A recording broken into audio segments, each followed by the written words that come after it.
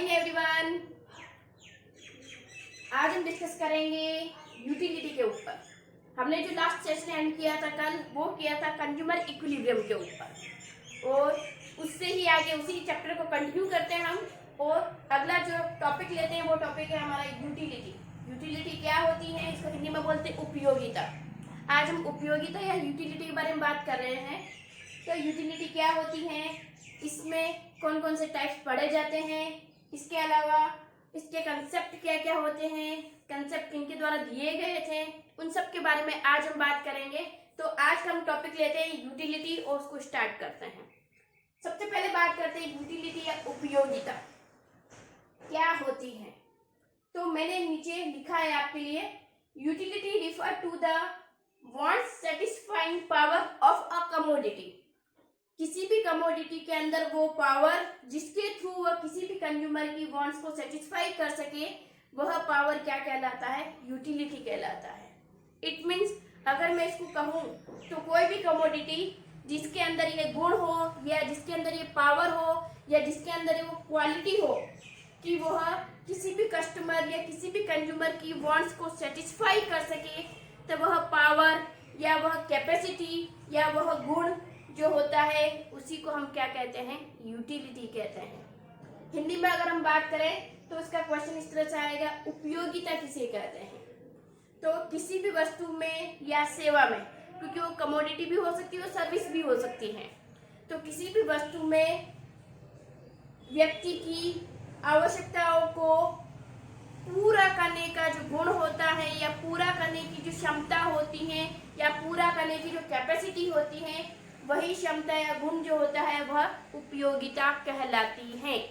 वापस आ जाते हैं डेफिनेशन ऑफ द यूटिलिटी के ऊपर। तो डेफिनेशन ऑफ द यूटिलिटी इस तरह से रहेगी, utility refer to the want satisfying power of a commodity that is called utility. किसी भी वस्तु में आवश्यकताओं को संतुष्ट करने का जो गुण होता है, वह गुण क्या कहलाता है, आपका यूटिलिटी कहलाता है। इसके नीचे मैंने लिखा है मार्जिनल यूटिलिटी क्या होती है। उससे पहले इसका फॉर्मूला देख लेते हैं, यूटिलिटी का फॉर्मूला क्या होता है। तो यूटिलिटी का फॉर्मूला होता है TU is equal to U1 plus U2 plus U3 plus U4 plus UN करके डॉट डॉट डाल सकते हो आप।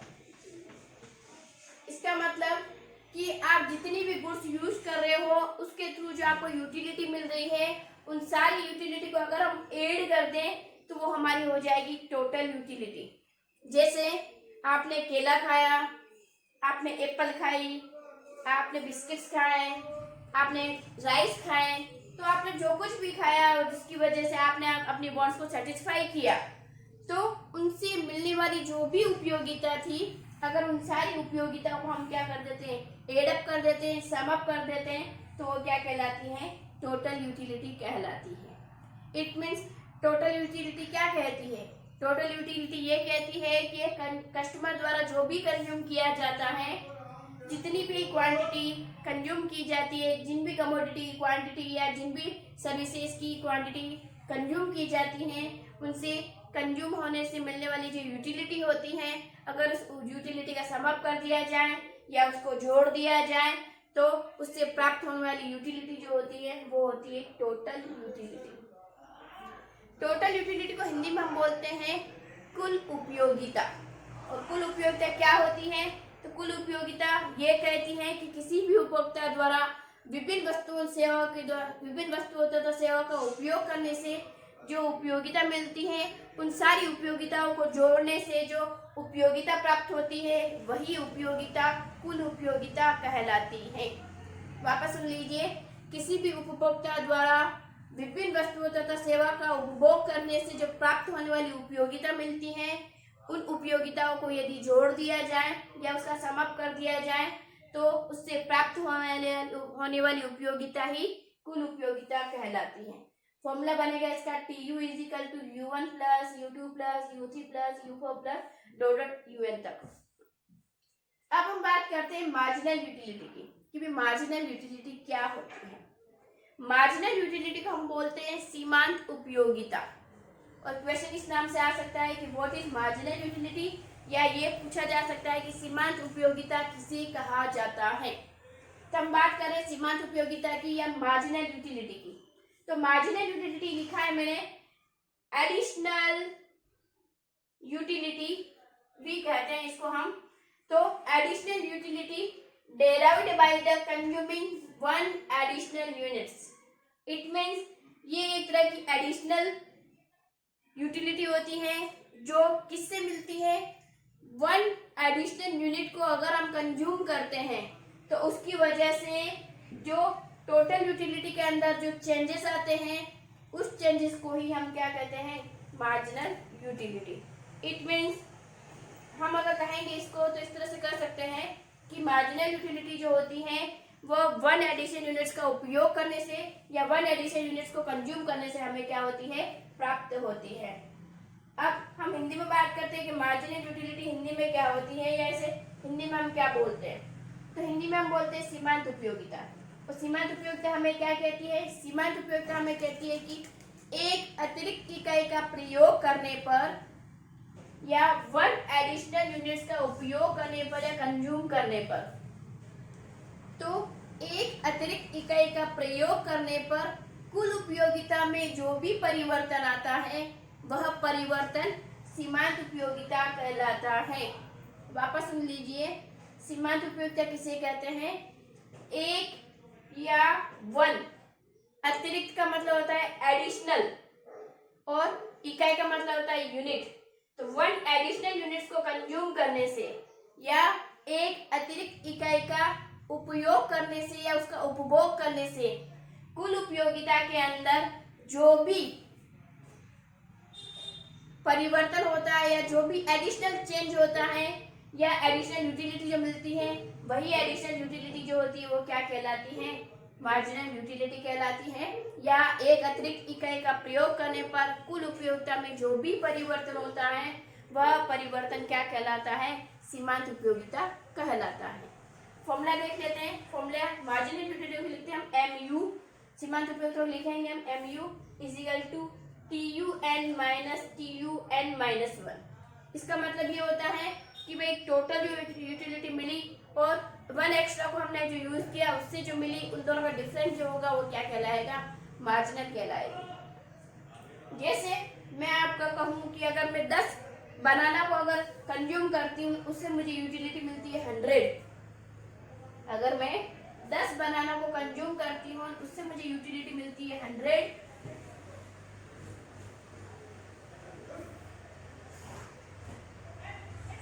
10 बनाना यूज कर रहे हैं हम और उससे यूटिलिटी मिल रही है 100। और 11 बनाना को जैसे हमने वन एडिशन यूनिट्स को एक्स्ट्रा यूज किया और 11 बनाना से हमें यूटिलिटी मिल रही है 110। तो ऐसी कंडीशन में MU कितना बनेगा, MU बनेगा TU माइनस TUN माइनस 1। तो ये हो जाएगा हमारा 110 माइनस 100 दैट इज 10 यूटिलिटी। तो सीधी सीधी बात है कि एक अतिरिक्त इकाई का या वन एडिशनल यूनिट्स का अगर हम कंज्यूम करें तो उसकी वजह से जो हमें एडिशनल यूनिट्स मिलेगी या एडिशनल यूटिलिटी जो मिलेगी वही क्या होती है, हमारी मार्जिनल यूटिलिटी होती है। और इसको हम फॉर्मूले के थ्रू इस तरह से डिफाइन कर सकते हैं और हमारा फॉर्मूला बनेगा MU is equal to TU minus TUN minus 1। और हमने इसको एग्जाम्पल से सोल्व किया है, बनाना का एग्जाम्पल लिया है और 110 माइनस 100 किया है, तो हमारा आंसर बना 10 यूनिट्स। ठीक, अब हम बात करते हैं कि यूटिलिटी के ऊपर कंसेप्ट कितने दिए गए हैं या यूटिलिटी के ऊपर कंसेप्ट किन किन द्वारा दिए गए और कैसे दिए गए हैं। तो बात कर लेते हैं यूटिलिटी के कंसेप्ट के ऊपर। यूटिलिटी के ऊपर दो तरह के कंसेप्ट दिए गए थे। पहला कंसेप्ट दिया गया था ऑर्डिनल और दूसरा दिया गया था कार्डिनल। बात कर लेते हैं ऑर्डिनल और कार्डिनल क्या क्या होते हैं और उनको किनके द्वारा दिया गया था और इसकी डेफिनेशन क्या क्या होती है। पहले बात करते हैं हम ऑर्डिनल यूटिलिटी के बारे में।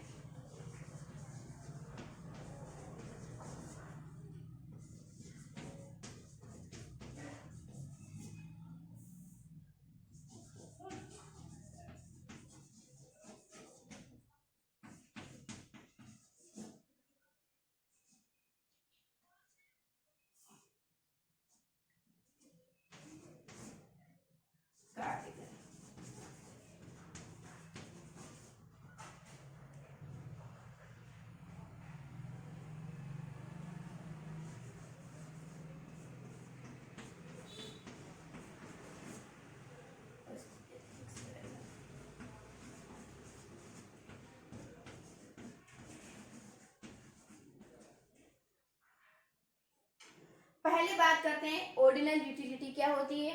ऑर्डिनल यूटिलिटी को हम बोलते हैं गणनावाचक उपयोगिता।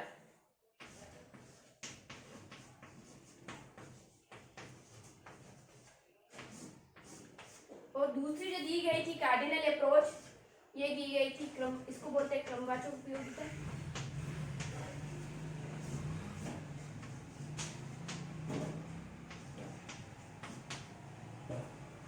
पहले हम बात करते हैं ऑर्डिनल यूटिलिटी क्या होती है और फिर बात करेंगे हम कार्डिनल यूटिलिटी क्या होती है। पहले बात करते हैं ऑर्डिनल यूटिलिटी क्या होती है। इसको हिंदी में बोलते हैं गणनावाचक उपयोगिता। गणनावाचक उपयोगिता इट मीन जिसकी हम गणना कर सकते हैं या जिसको हम मेजर कर सकते हैं। नाम से ही पता चल रहा है गणनावाचक, जिसको हम गणन कर सकते हैं या जिसकी गणना हो सकती है, जो मेजर की जा सकती है। When the utility is measured by in meters, in liters, in kilos, in temperature, etc. It means कहने का मतलब ये है कि जब यूटिलिटी को मेजर किया जा सकता है किसी भी यूनिट के अंदर, तो वो जो यूटिलिटी होगी वो कौन सी होगी, ऑर्डिनल यूटिलिटी होगी। मतलब ऑर्डिनल यूटिलिटी ये कहती है कि उपयोगिता को मापा जा सकता है या यूटिलिटी को मेजर किया जा सकता है। इसका मेन बेसिस यही है कि यूटिलिटी जो होती है मेजरेबल होती है। इट मीन यूटिलिटी को हम मेजर कर सकते हैं, इस उपयोगिता को हम क्या कर सकते हैं, गणना कर सकते हैं या इसको मापा जा सकता है। पहले जब इसके बारे में बात की गई थी तो लोगों द्वारा ये कहा गया कि इसको यूटिल्स में मेजर किया जाता है, इसको यूटिल्स में मेजर किया जाता है।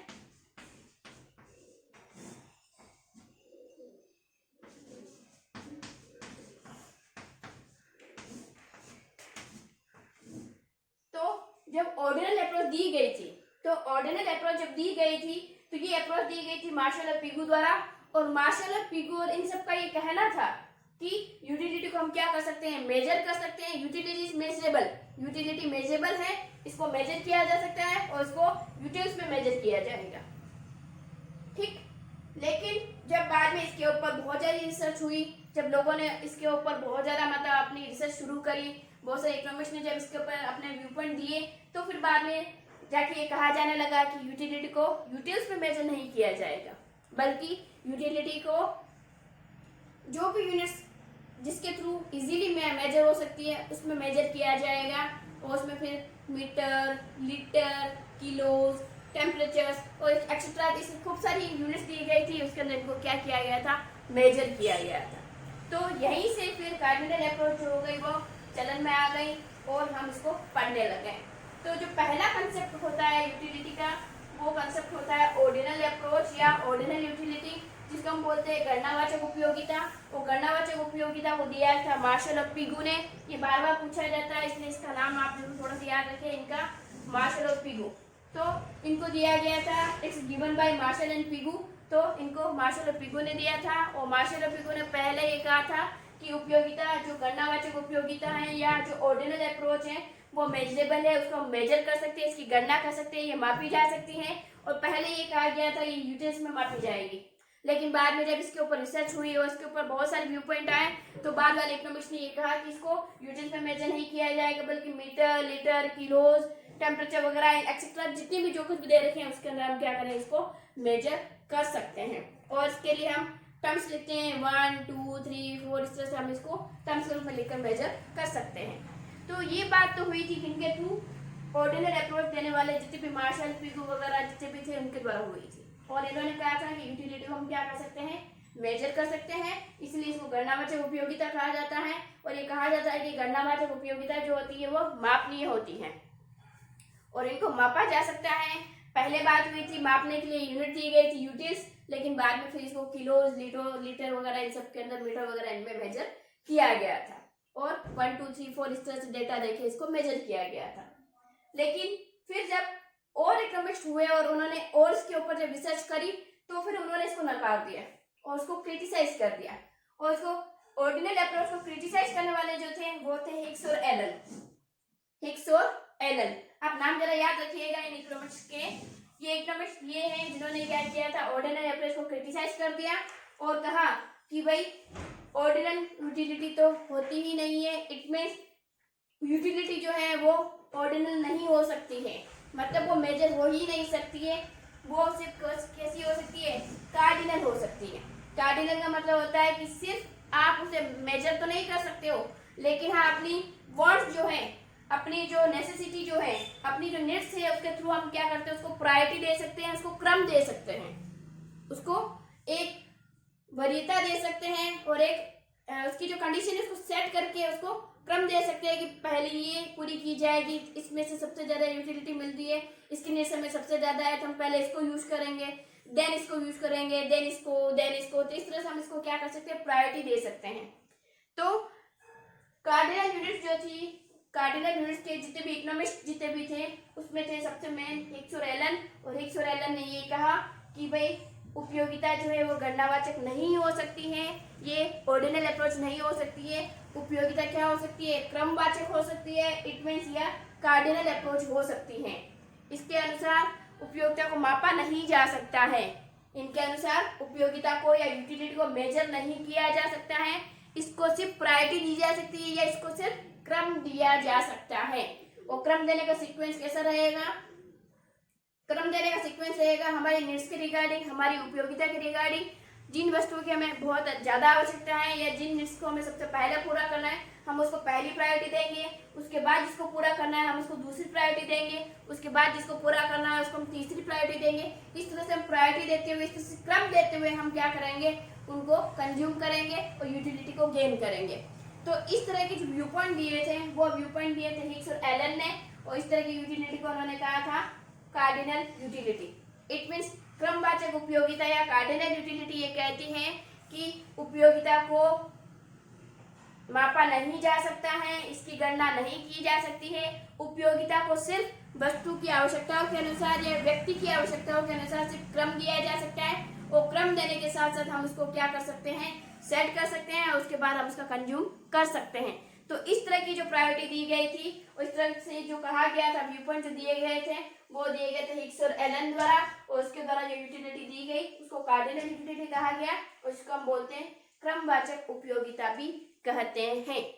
इसको समझाने के लिए अगर आप चाहें तो एक एग्जाम्पल के साथ इसको थोड़ा एक्सप्लेन कर सकते हैं। तो एक एग्जाम्पल देख लेते हैं हम और इसको एक्सप्लेन कर लेते हैं। एग्जाम्पल कुछ इस तरह से है।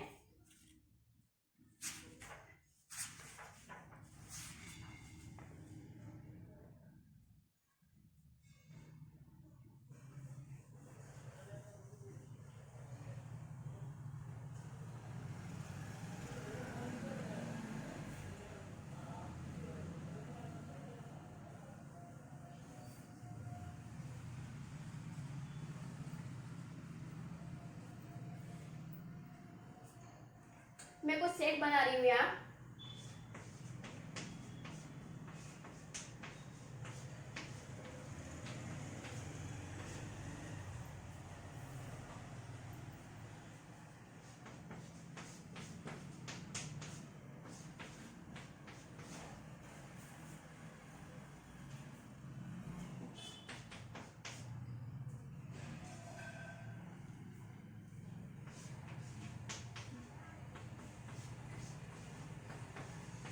ये कुछ मैंने सेट बना लिए हैं, दो कमोडिटीज के अलग अलग कॉम्बिनेशन वाले सेट मैंने बना दिए हैं, और यहाँ पर हमें कार्डिनल यूटिलिटी के थ्रू क्या करना है, इनको प्रायोरिटी देनी है।